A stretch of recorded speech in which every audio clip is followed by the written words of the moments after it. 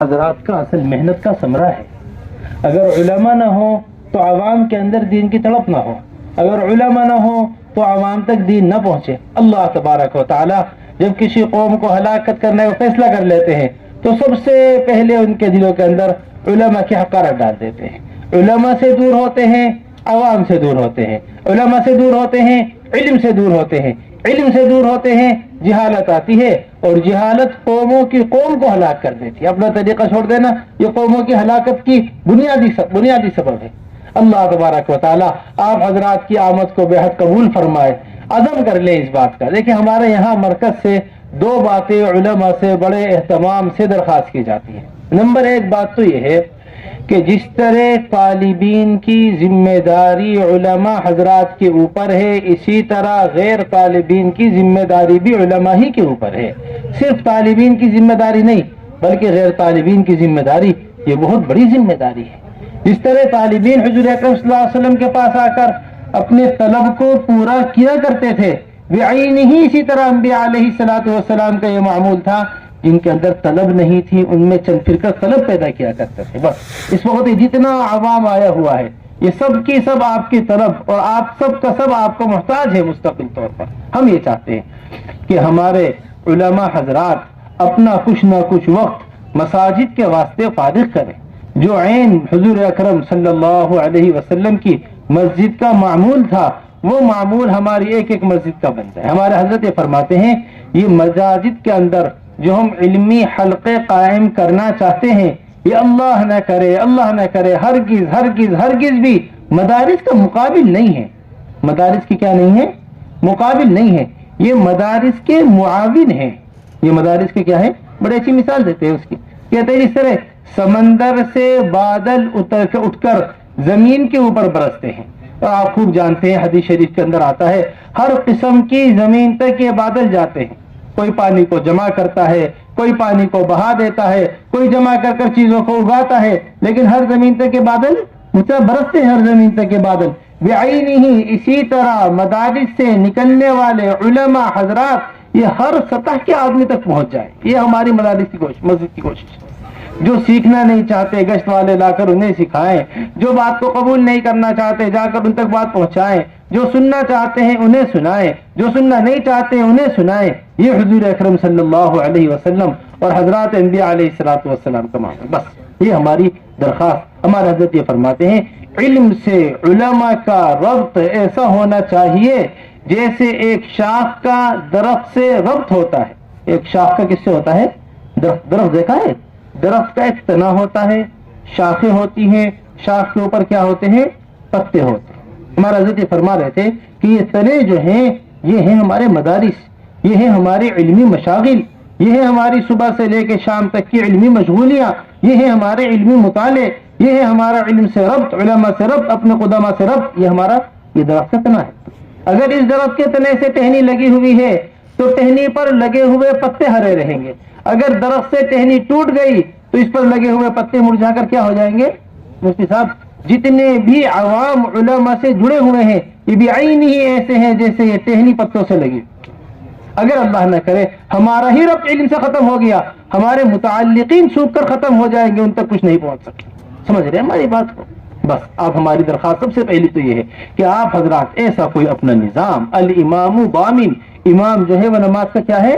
ضامن. حضرات حنفیہ کے نزدیک امام کی نماز خراب ہو جاتی ہے، مقتدیوں کی نماز خراب ہو جاتی ہے. یہ امام صاحب کا مسئلہ کیا ہمارے ہیں ایسے ہی مفتی صاحب.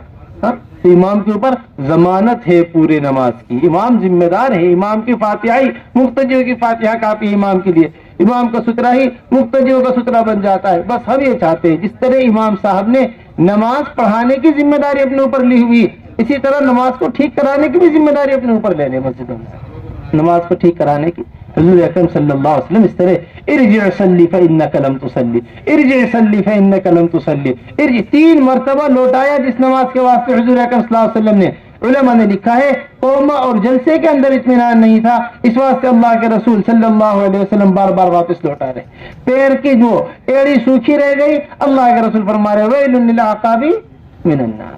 ایک پیر کی ایڑی سوکھی رہنے کو دیکھ رہے, رکوع کے جلدی ہونے کو دیکھ رہے, سجدے کے جلدی ہونے کو دیکھ رہے. منبر سے عمر ابن خطاب اس طرح تشہد یاد کرایا کرتے تھے جیسے کوئی سورہ فاتحہ مکتب میں یاد کراتا ہو. حیات الصحابہ کے اندر لکھی ہوئی بات. بس ہم یہ علماء کے حلقے اپنی مساجد میں اس طرح چاہتے ہیں. آنے والے عوام جو بھی اپنا تقاضا لے کر آ رہی ہے وہ اپنا تقاضا اس مسجد سے پوری کر کے ہی واپس جائے. ایسا کوئی نہ کوئی رب, ایسا کوئی نہ کوئی نظام بن جائے. ہمارا حضرت فرماتے ہیں جس طرح ابھی بھوپال کے اجتماع چل رہا تھا, آپ تھے بھوپال کے اجتماع میں؟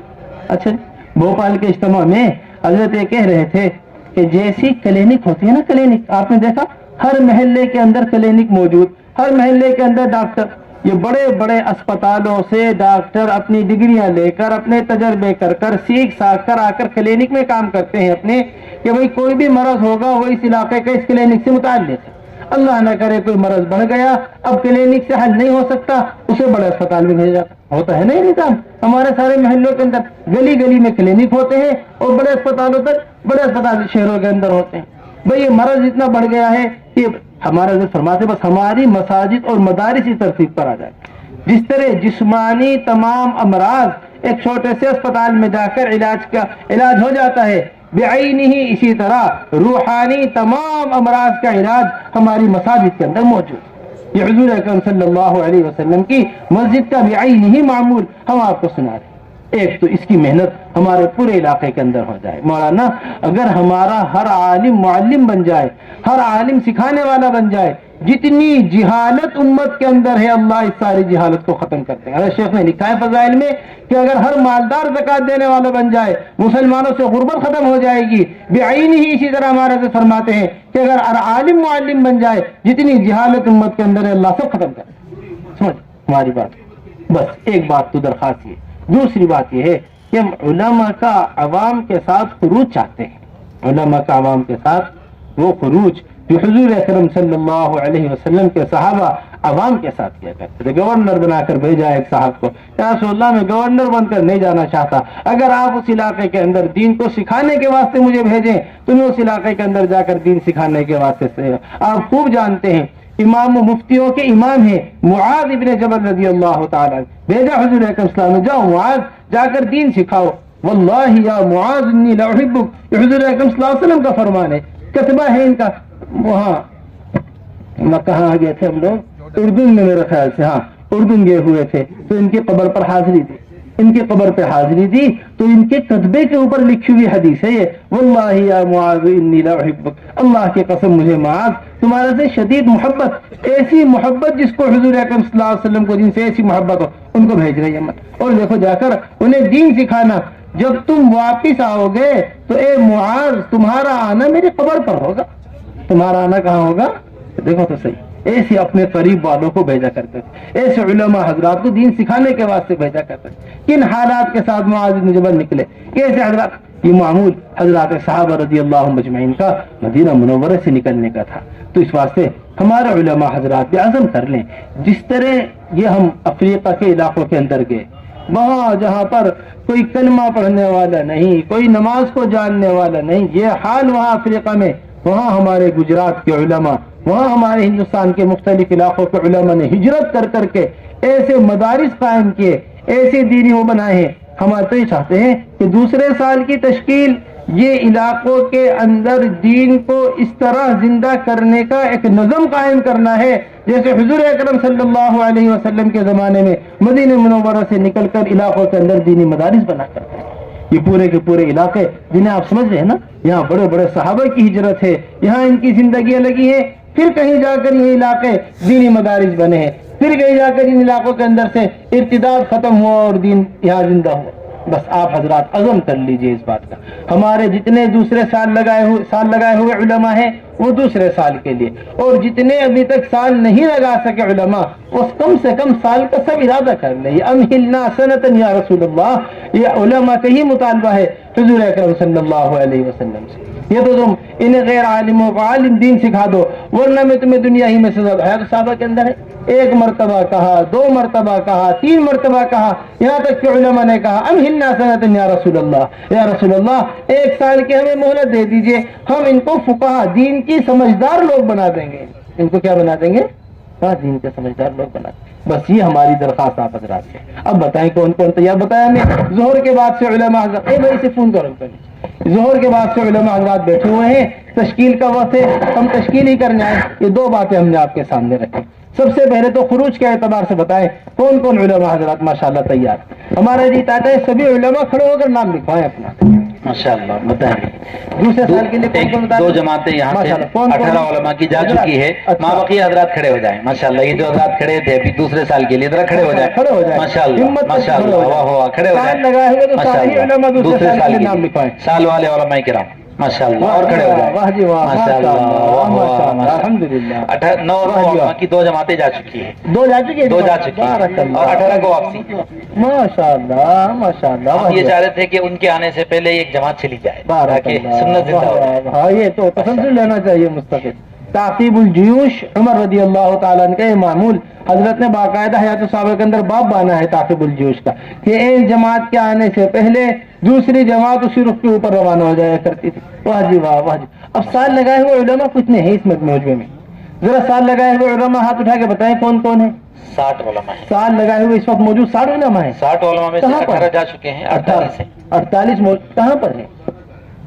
ذرا اور علماء کھڑے ہو جائیں جن کا سال لگا ہوا ہے. ذرا مجمع میں ہے پیچھے, یہ آگے جتنے موجود ہیں ان کے علاوہ جتنے پیچھے علماء ہیں ذرا کھڑے ہو جائیں. سال والے علماء اپنی جگہ کھڑے ہو جائیں. اللہ جزائے خیر دے. ماشاءاللہ. سال والے علماء ذرا کھڑے ہو کے دکھائے تو صحیح کون کون ہے. ماشاءاللہ ماشاءاللہ. یہاں بھی تھے. ماشاءاللہ ماشاءاللہ ماشاءاللہ. اور کھڑے ہو جائیں. اور کھڑے ہو جائیں. ماشاءاللہ ماشاءاللہ. اور کھڑے ہو جائیں. ماشاءاللہ. لگا ہے ذرا کھڑے ہو جائیں. سال والے علماء کرام ماشاءاللہ. اور کھڑے ہو جائیں.